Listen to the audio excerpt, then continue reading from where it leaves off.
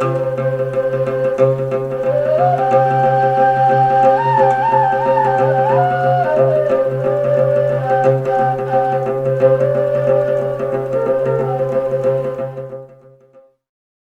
is the second lesson of Homeric Greek. In the previous lesson we had a brief introduction to the theme of the Iliad and the pronunciation of the ancient Greek letters along with the modern pronunciation, and we also had a few exercises of pronouncing the different letters. And now we are going to study the accents of ancient Greek. Unlike modern Greek, in modern Greek there is a simple accent. Unlike modern Greek, there are three different accents. The acute accent. The acute accent is this one.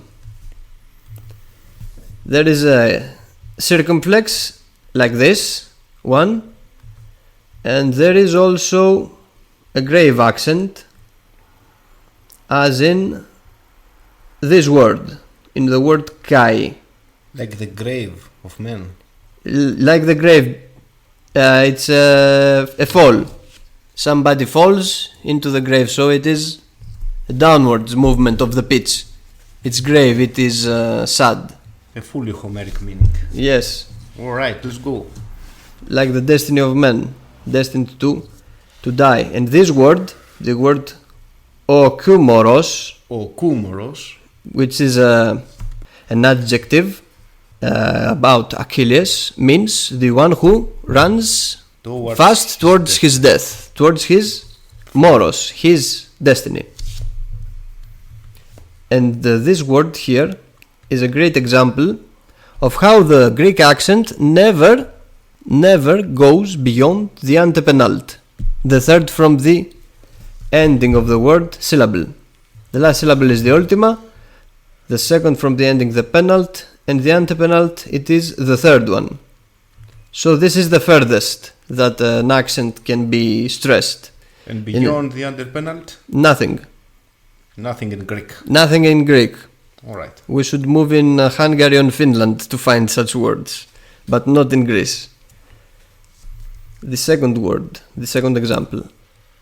The word human. The word for human. The very same in modern Greek, except for the sound.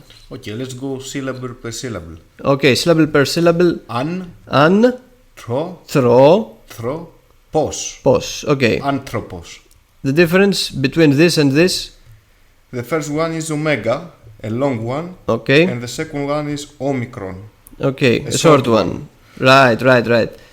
And this is the acute accent here. Anthropos. In the antepenult, only the acute accent is allowed. There is no circumflex. This is the same word, but in a different case. This is nominative, this is genitive. Anthropo. Okay, anthropo. Okay. I said it on modern Greek. By habit. And why did the stress move from the antepenult to the penult? Because we have a long one, and on the ultima a long one too. Because we have a long one in the ultima. So the ultima is defines. Yeah, the ultima defines whether the accent will stay in the antepenult or if it has to move towards the penult. So we consider the ultima, if it's long, it is the number 2. It has two times. And yes. One on the penult is 1, 2 and 1, 3, nothing beyond 3. Not exactly, because this one is the omega here has 2. Yeah, we can two times, but we cannot stress an. We cannot stress an, and when we stress o, because it is a long one, we stress the second part of the vowel. O. Anthropo. So it is actually, yes, it's actually nothing beyond the third time. Yeah, a simple rule of thumb. A simple rule. The next one. Which means first. First. Protos. Again, difference between this and this. Long one, short one.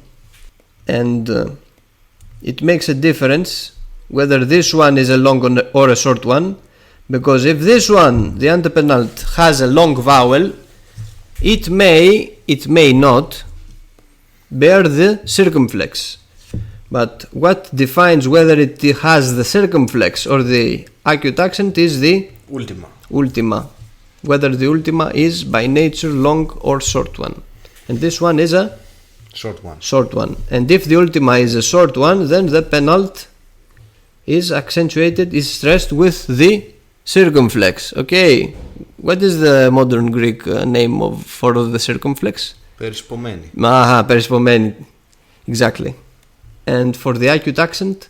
Oxia. Okay. And the grave accent? Varia. Which means heavy. Heavy. And oxia means sharp. Yes, it's sharp.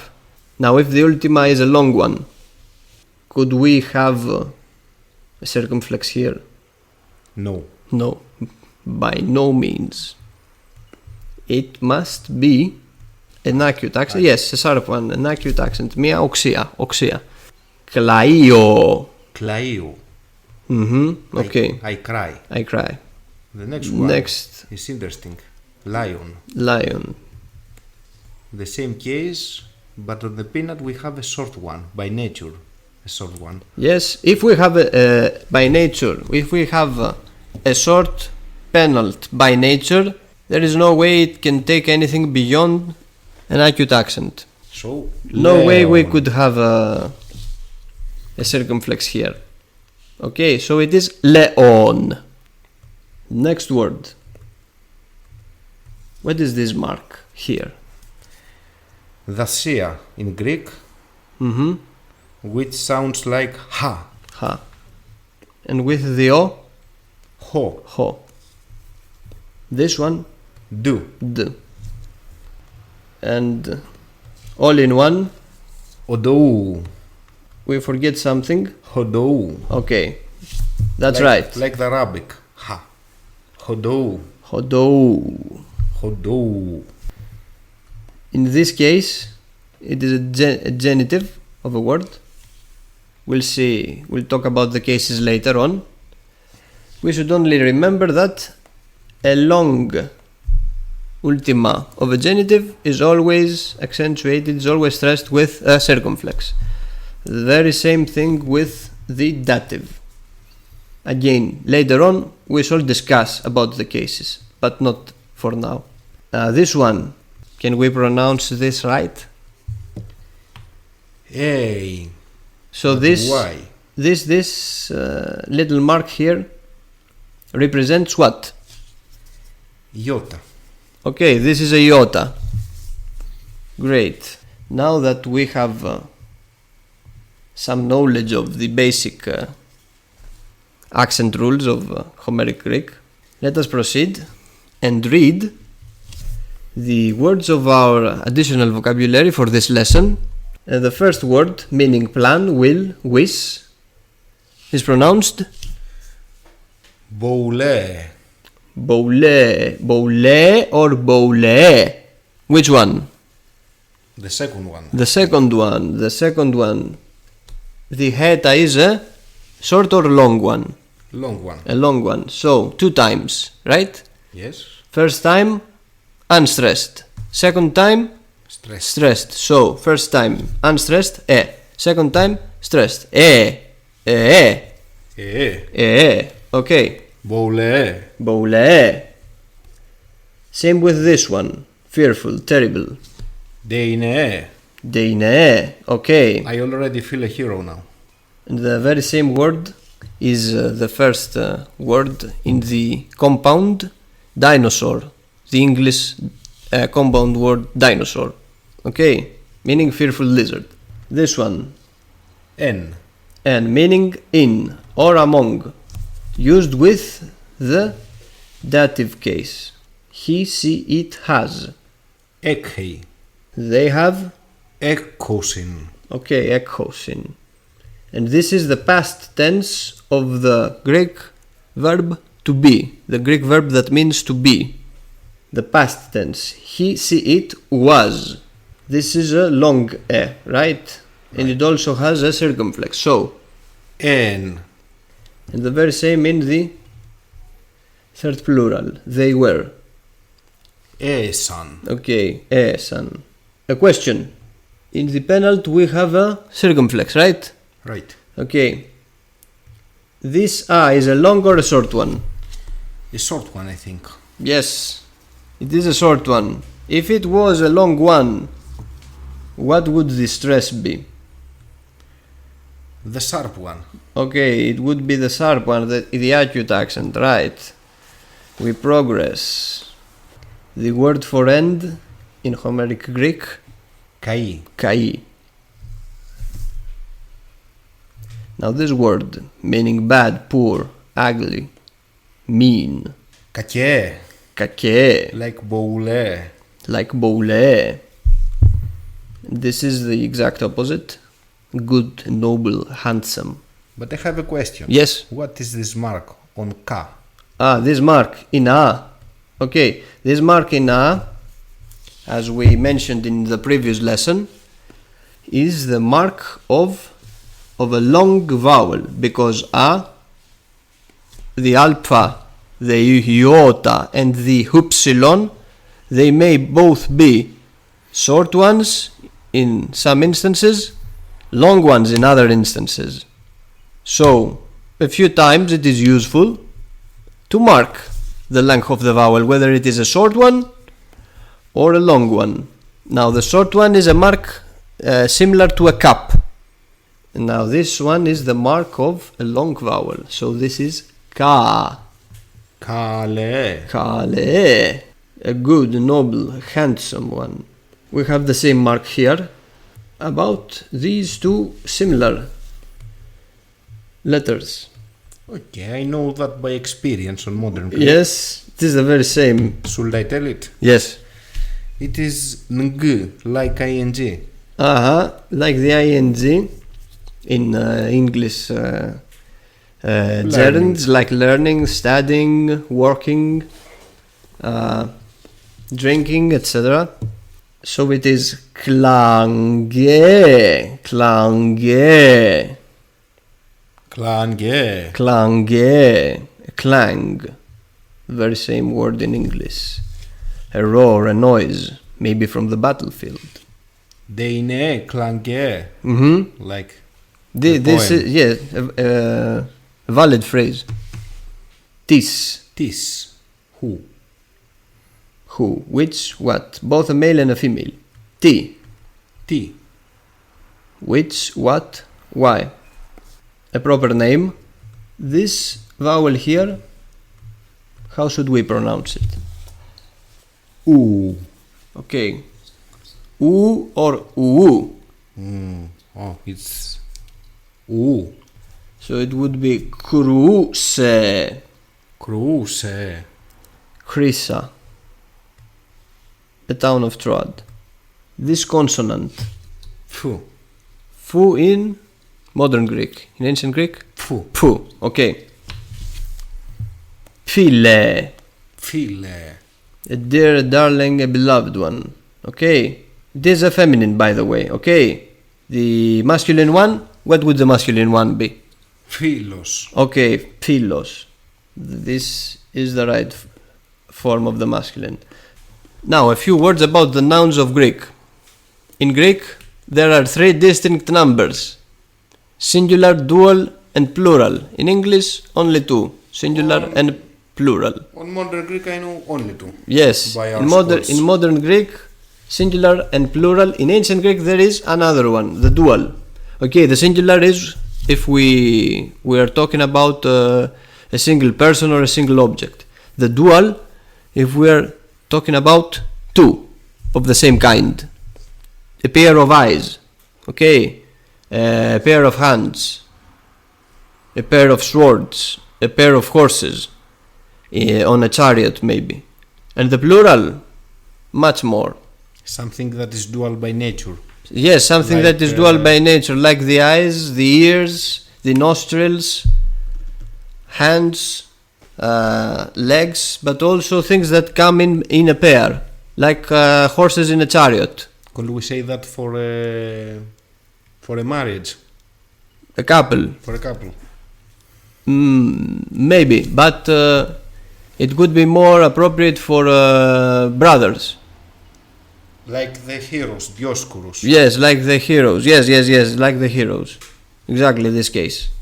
The twins. The twins. Now, this is the word meaning wish. Can we repeat that? Yes. The reading of the word? Boule. Boule. Okay. We have cases. What does that mean? That whether a word is a subject, object, or means something else, there are different forms of this word. The nominative case is the case of the subject. Boule. Boule. In dual? Boula. Boula. Boula. Okay. In the plural? Boulai. Boulai. Okay. Boulai. So this is the case of the subject. Every verb has a subject. The subject is the one who acts.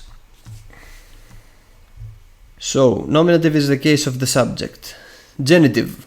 It is the case that means possession, primarily. Let us read this one. Boules. Okay, boules. This one is pretty difficult. This is gonna be hard, I think. Yes. Boulein. Okay, boulein. It's not that hard, right? Yes, but in a fast pace. In fast pace, it would be quite hard. And the plural? Boulaon. Boulaon. In the second. Yes, the second time. The I second guess it's time. a sharp one. Yes. Boulaon. Boulaon. Okay. The dative, meaning that something goes towards someone. Okay, or that something is happening for someone, for the benefit of someone. Yes, this is a case with a free meaning that we don't have in modern Greek, and it's yes, in modern Greek dative does not exist, and it depends on the case of the sentence, which exactly meaning has a case. Yes. So you learn it by experience, I think. By experience and other words that accompany a dative. So, should I try it now? Yes. To be the next hero? Boulei. Right. Exactly. This one. Boulein. Bouleisi. And this is the accusative. The accusative is the case of the object. The object is something or someone towards whom the action of the verb is performed. Yes, performed. Let us read this one. Boulen. Boulen. Okay, en. Boulen. Right. The dual. Boula. This one. Boulas. The vocative. Boule. What does the vocative mean? When you call someone. Yes, when you call someone. Okay. Oh my God, for example. Boula. Okay. Boulai. Okay. Some cases are the same ones. In dual, there are only two distinct types. Genitive and dative are the same. Nominative, accusative, vocative are the same.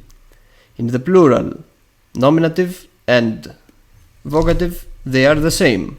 In singular, nominative and vocative, they are the same. This is not the case with all declensions. This is the first declension. How many declensions are there in Greek? 3. 3. First declension, second declension, third declension. The characteristic vowel of the first declension is A. A and E. So it is alpha and heta. Okay? All the nouns that we will encounter, the first declension nouns, they will have alpha or heta. Okay. These are our exercises. A few instructions about our exercises. Basically, we have to translate Greek text to English text and English text to Greek text. Fuck. I don't know which one will be the toughest. Maybe the second one. Okay. We are here to fight. We're here to fight. The weak spirit of this era. What about an example of the first case and an example of the second case? Let's see an example of Greek to English. Okay, we should take each word one by one. Let's read it first, I will say. Okay, let's read it. Bulai, kalai, kai kakai. Bulai, kalai, kai kakai.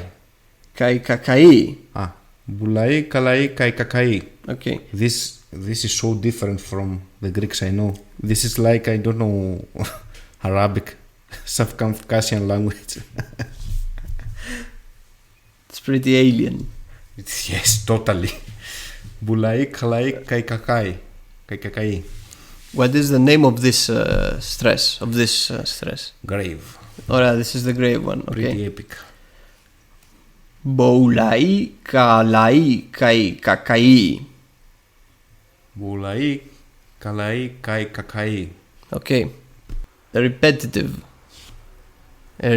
sound. Ai. Okay. Let's find out each word. What does it mean? First word. Boulai. It is the thoughts, the wishes. The wishes. We can see in this index that it is the nominative plural of the word boule, which means wish, a plan. Okay, a will. So plans, perhaps. Kalai.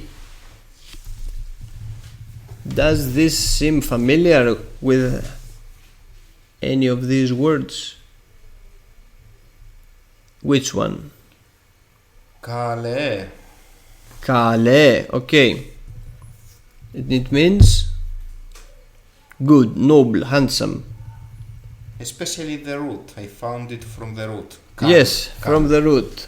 Kalai. Kai, which is this word. And this one. Kakai. Might this be the exact opposite to this one? I think it might. What does it mean? Bad, poor, ugly, mean. The whole phrase.